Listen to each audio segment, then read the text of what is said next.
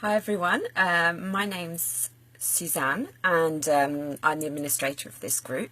For those of you who don't know me, I run a company called Bilingual Solutions which offers translation, executive support in different languages, mainly European, and also tutoring services, be it online via Skype or in person.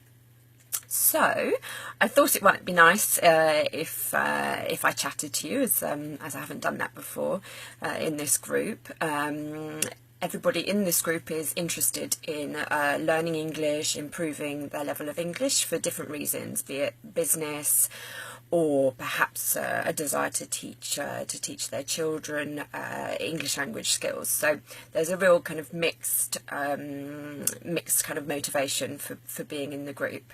I thought it might be interesting if we started talking about pronunciation, which I posted about the other day and got a few comments in the group. I made the point that pronunciation and intonation are some of the hardest, perhaps two of the hardest things to master in when learning English. So, as with any language, in English we have pronunciation rules, we have intonation rules as well. But unfortunately with English, compared to other languages, some other languages at least, which may be simpler, we tend to break a lot of our pronunciation rules. So the post that I shared the other day had a few good examples. So I'll read a couple of them out. So you can hear the difference at least, which obviously you can't see on paper or on your screen. So number one is the bandage was wound around the wound. So both the words wound and wound are spelt identically, but they have two different pronunciations and they have two different meanings. So wound would be, you know, this action, and then wound is when you're injured. So perhaps you have a cut. So the OU sound is a really interesting example in English. It's perhaps one of the worst, shall we say, one of the worst sounds to pronounce. So there's a lot of different examples. So we've got wound and wound. We have thought, but also thorough, and yet another sound.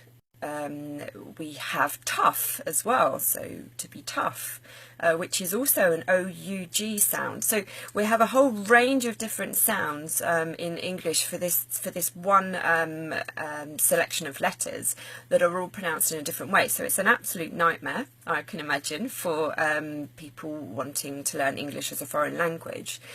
So part of the point of me talking to you today is to let you know if you have any difficulties with these sounds, and if you have any difficulties pronouncing different sounds in English, then feel free to post your own videos here if you want your language to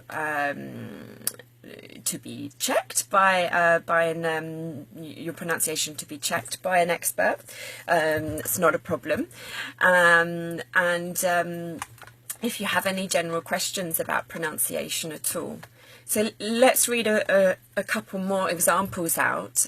So number 4 on that list is we must polish the Polish furniture. So polish of to clean, and then Polish as in the nationality.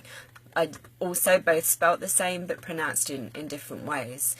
One that Rachel quite liked was number 6. The soldier decided to desert his dessert in the desert. So the soldier decided to leave behind his pudding in the desert, basically.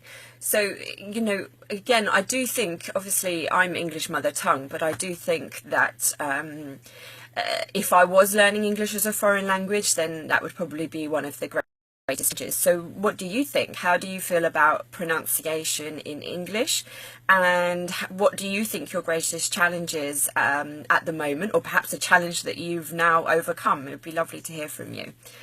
Thank you very much, and I look forward to posting again, either something to do with pronunciation, or if you have any other topics that you would like me to cover, then I'm happy to go live and chat about those topics. Thanks, bye-bye.